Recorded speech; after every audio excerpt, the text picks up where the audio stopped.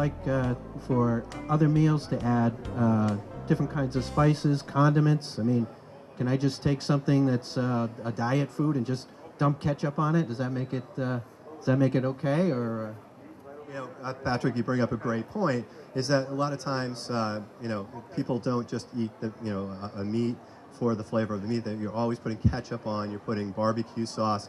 What I recommend you do is you look at the calories in those condiments. Things like ketchup have tons of sugar and high fructose corn syrup, which you want to avoid. But you can add yellow mustard, which is actually 0 calories, or Frank's red hot sauce, which is 0 calories, to spice up your meals.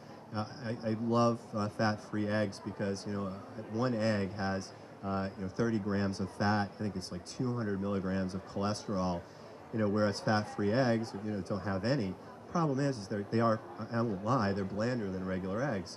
So, but I found that I always was putting Frank's Red Hot sauce on it anyway, or I now instead of putting sodium on, I'll put Morton's half sodium, so it's a light salt. So I really still get it to my omelet or my scrambled eggs to the same flavor as before, but I'm starting with that zero fat item. So bread is another thing. 2 slices of bread is 200 calories. 30 grams of sugars, of carbs. You can find at Stop and Shop and Shaw's, Joseph's Pockets. These are only 4 net carbs, and for a sandwich, it would be 45 calories. So it's every little bit helps. What happens, it becomes a cumulative effect. You start to reduce the calories in everything that you eat, from breakfast to lunch to dinner, and we're going to get into snacks in a second, and the weight comes off and stays off because you continue to eat these items because you like the taste, and you take in less calories, less sugars, which is really important, less saturated fat, and your cholesterol goes down and the weight stays off. so let's get to snacks, because this is the couch potato diet, right? So if we want to stay being couch potatoes, we're going to just be laying around munching snacks all day, right? I mean, lying on the couch, watching TV, eating snacks. Most diets would say you got to cut that out. So, I mean, how does this work? How can you still be a couch potato? Talk about the couch potato part of it.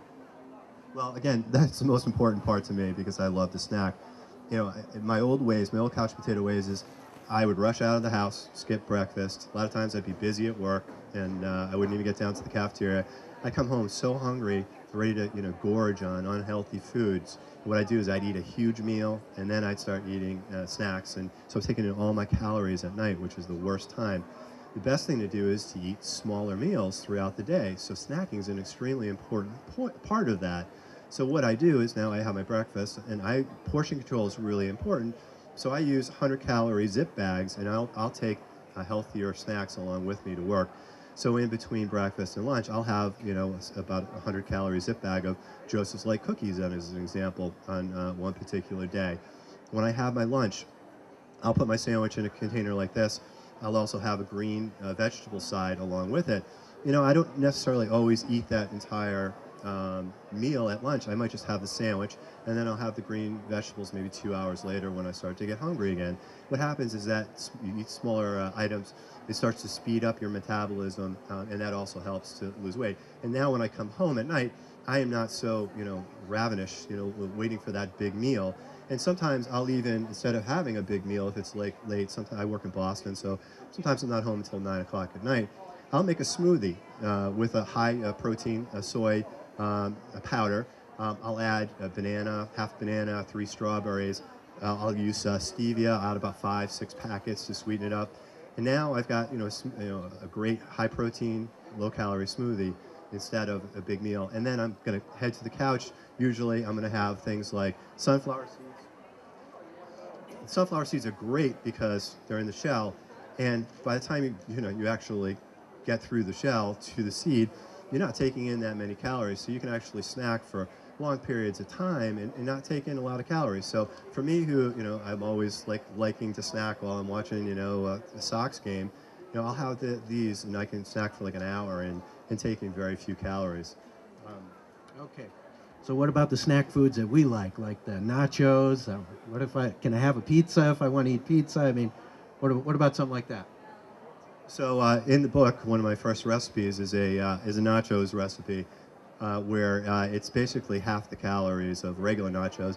I use a Trader Joe's tortilla chip, which has flax seeds, so you're getting omegas in. It's only 7 net carbs, whereas like normal tortilla chips are about 18. I'll use a soy cheese, or always use a light cheese. If you've seen the Cabot display here and you tried their 50% fat-free cheese, it tastes great. They have a 75% fat-free cheese too. And if it tastes as good as the regular, why not go for the lower calorie? I had a reader who told me he tried the Light Life soy sausage, and he said, since you don't really know what they put in sausage anyway, it's all about the taste, right? And if it tastes so good, it's kind of a no-brainer to go for the healthier alternative. And here, even candy, I recommend, because you always want to get at least one of those core principles. So there's tons of sugar-free candy that's out there for diabetics.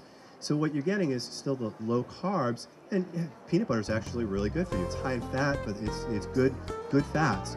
So look, the book has a ton of these tips on what to look for in the candies.